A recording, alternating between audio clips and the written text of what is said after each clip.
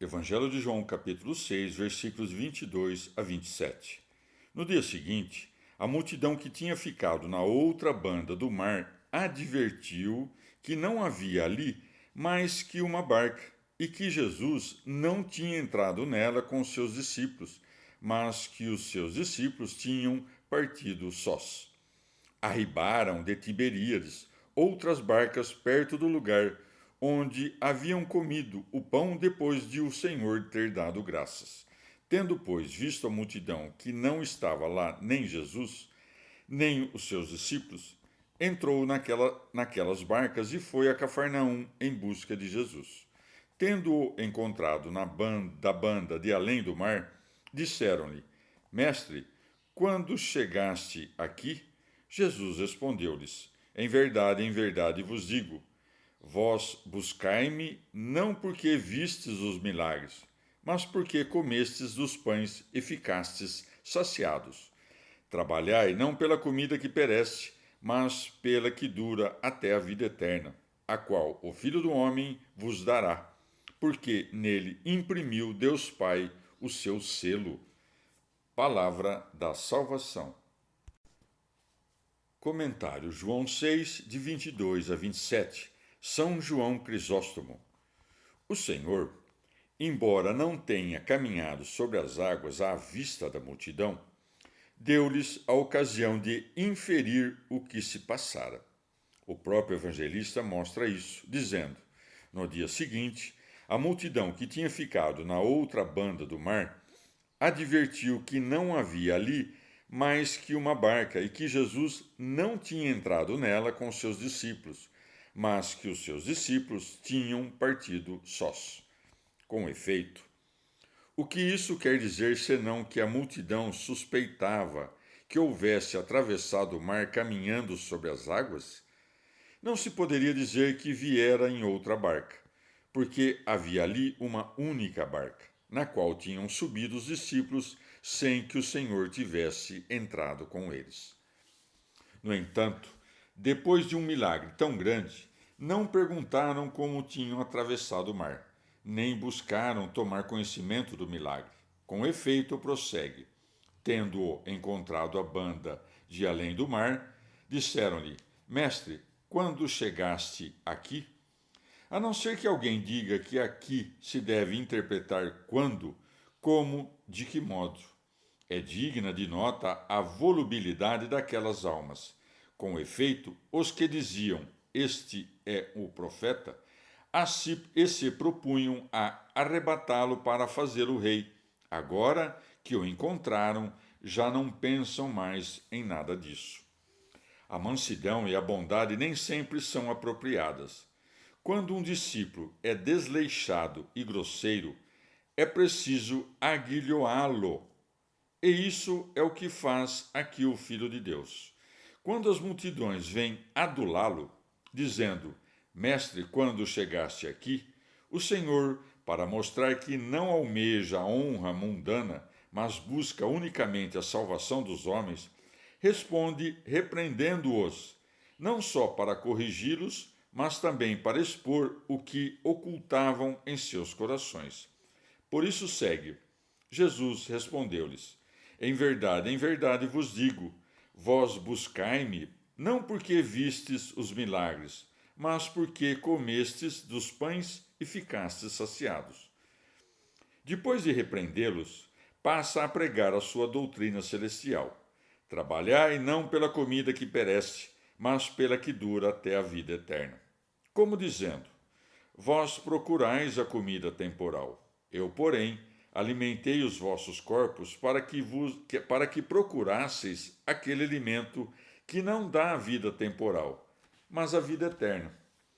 Como alguns, querendo viver na ociosidade, abusam dessa passagem, é preciso lembrar-lhes as palavras de Paulo: aquele que furtava, não furte mais, mas antes ocupe-se, trabalhando com suas mãos em qualquer coisa honesta, a fim de ter o que dar ao que está em necessidade.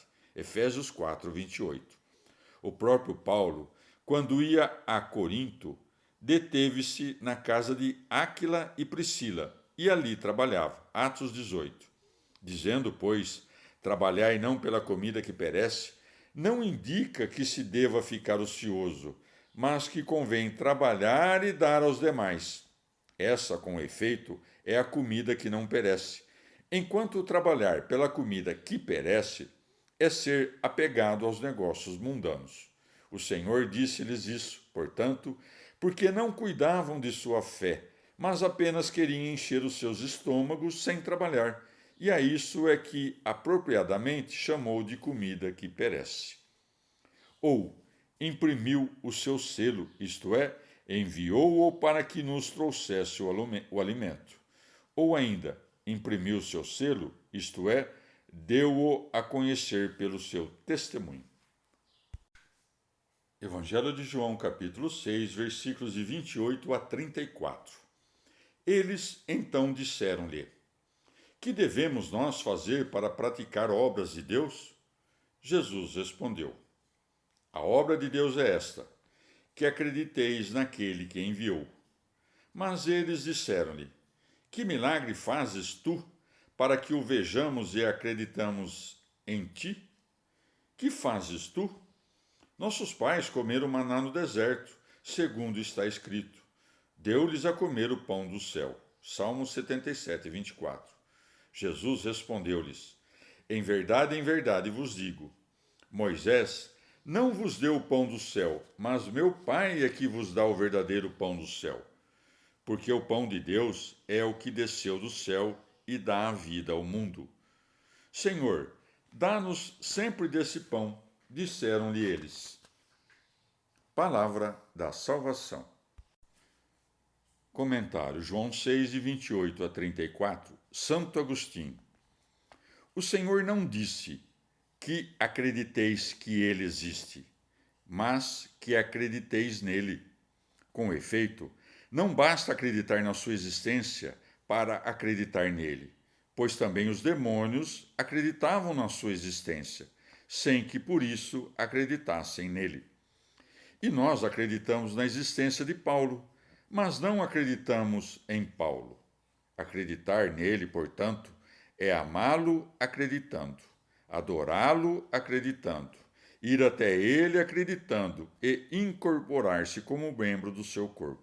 Gálatas 3:25. Essa é a fé que o Senhor exige de nós e que opera por meio da caridade. Contudo, a fé distingue-se das obras, conforme diz o apóstolo. O homem é justificado pela fé, sem as obras da lei. Romanos 3:28. E há algumas obras que parecem boas sem a fé de Cristo, mas não são verdadeiramente boas, porque não se ordenam àquele fim do qual deriva sua bondade.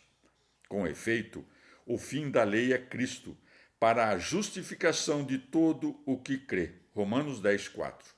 Por essa razão, o Senhor não quis distinguir a fé da obra, mas disse que a própria fé é a obra de Deus, porque é a própria fé que opera por meio da caridade. E não disse: a vossa obra é esta, mas a obra de Deus é esta, para que acrediteis nele e para que o que se glorie no Senhor. 2 Coríntios 3,17. Crer nele, portanto, é comer daquela comida que dura até a vida eterna. Por que preparas teu dente e teu estômago? Crê e já comeste. Ele convidava-os à fé, mas eles ainda pediam sinais. E isto é o que segue. Que milagres fazes tu, para que o vejamos e acreditemos em ti? Que fazes tu? O Senhor Jesus põe-se acima de Moisés. Com efeito, Moisés nunca ousou dizer que daria uma comida que não perece. A multidão sabia tudo o que tinha sido feito por Moisés e queria ver coisas maiores. Como dizendo: Tu prometes a comida que não perece, mas não fazes sinais como os de Moisés. Ele não nos deu pães de cevada, mas o maná do céu. Como dizendo: aquele maná representava a comida da qual acabo de falar, e todas aquelas coisas eram figuras de mim. Amais as figuras, mas desprezais o que elas significam. Com efeito, Deus dá o pão que era representado pelo maná, a saber, o próprio Senhor Jesus Cristo. Por isso segue, porque o pão de Deus é o que desceu do céu e dá a vida ao mundo.